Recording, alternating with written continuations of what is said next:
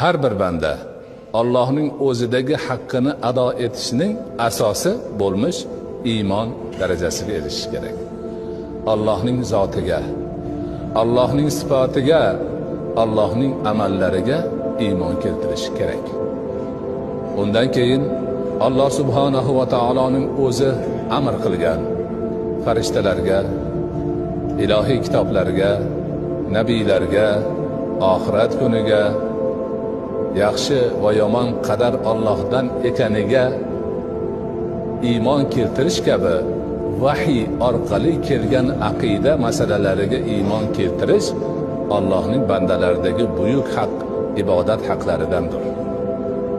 Allohdan boshqa zotga ibodat qilmaslik, Allohdan boshqa zotga tavakkul qilmaslik, Allohdan boshqa zotga duo qilmaslik, faqat Allohning o'zinigina ibodatga sazovor zot sifatida ulug'lamoqlik. Alloh subhanahu va taoloning nabiysi Muhammad Mustafa sallallohu alayhi va sallamga to'laligicha, borligicha ergashish, iqtido qilish ham Allohning bandalaridagi ibodat haqqini ajralmas bir qismi hisoblanadi.